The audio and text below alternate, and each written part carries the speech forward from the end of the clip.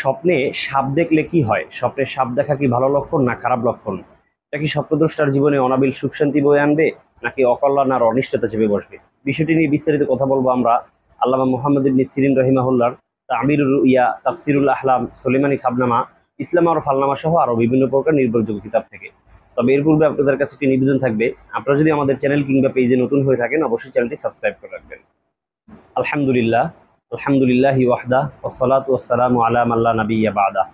সুপ্রিয় দর্শক শ্রোতা ভাই বোনেরা, কাছে কিংবা দূরে, দেশে কিংবা প্রবাসে, যে যেখান থেকে আমাকে দেখছেন সবাইকে আন্তরিক শুভেচ্ছা, অভিনন্দন। দর্শক, আজ আমরা আলোচনা করব স্বপ্নে সাপ দেখলে কি হয়। আসলে আমাদের ইউটিউবের কমেন্ট বক্সে অনেকেই প্রশ্ন করে থাকেন, মোহতারাম আমি স্বপ্নে সাপ দেখেছি। আবার অনেকে প্রশ্ন করেন যে আমি সাপ দেখে ভয় পেয়ে পালায়ন করেছি। আবার অনেকে প্রশ্ন করেন যে আমি সাপ পিটিয়ে মেরে ফেলেছি।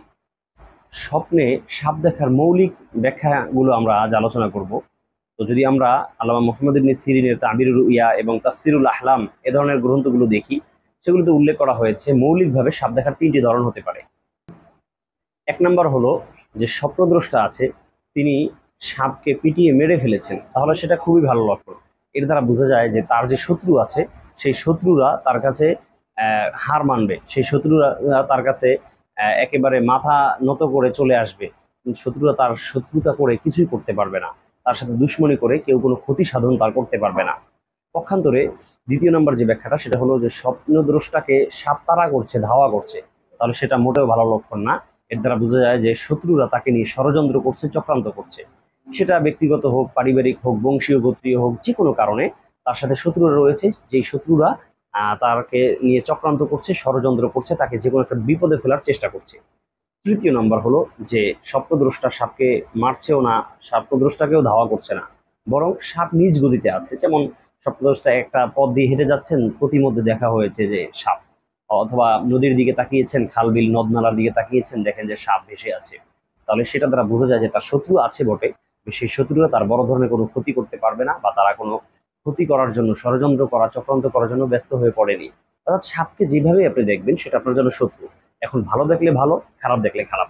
এই জন্য যারা বিভিন্ন সময় স্বপ্নে সাপ দেখে থাকেন, আতঙ্কিত হয়ে যান, ভীতি সন্ত্রস্ত হয়ে যান, তাদেরকে বলবো যে আপনাদের এখানে ভয় পাওয়ার কিছু নেই। আপনি আগে বুঝেন যে এখানে কোন বিষয়টা আছে। যদি দেখেন আপনার সাপ নিরিবিলি আছে, তাহলে বুঝবেন আপনার শত্রু নিরিবিলি আছে। যদি সাপ আপনাকে তাড়া করে, তাহলে বুঝতে হবে তারা ষড়যন্ত্র করে। আপনি যদি তাদেরকে তাড়া করেন, তাহলে বুঝতে হবে আপনি তাদেরকে জ্বালাতন করে আছেন।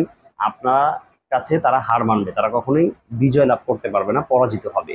সুতরাং এখানে কোনো টেনশনের কিছু নাই।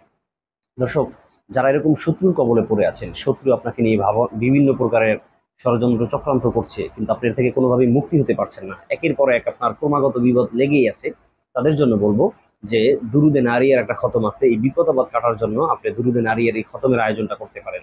কিভাবে করতে হবে, কিভাবে করলে আপনার শত্রুরা দমন হয়ে যাবে, এবং শত্রু দমনের জন্য আমরা তদবিরও দিয়ে থাকি।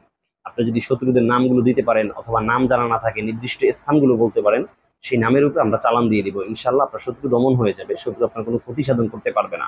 তো এই বিষয়গুলো নিয়ে বিস্তারিত যদি কথা বলতে চান, তাহলে ডিসক্রিপশন বক্সে আমার ফেসবুকের প্রোফাইল দেওয়া থাকবে, পেজ দেওয়া থাকবে, সেখানে মেসেজ করবেন, অথবা হোয়াটসঅ্যাপ নাম্বার আছে, সেখানে সরাসরি মেসেজ করতে পারবেন। ভুলেও কেউ আমাকে ফোন দিবেন না। এই নাম্বারটি শুধুমাত্র আপনাদেরকে মেসেজ দেওয়ার জন্যই দেওয়া হয়েছে, এটা ফোন দেওয়ার জন্য না। এটা ফোন দিলে আমি রিসিভও করতে পারি না, আসলে কথা বলতেও পারি না। দর্শক, আল্লাহ তাআলা আমাদের সকলকে আর রুইয়াতুস সলিহা, ভালো স্বপ্ন দেখে সেগুলো আমাদের জীবনে বাস্তবায়ন করা ও উপভোগ করার তৌফিক দান করুন। আলবিদা, মা আসসালামা।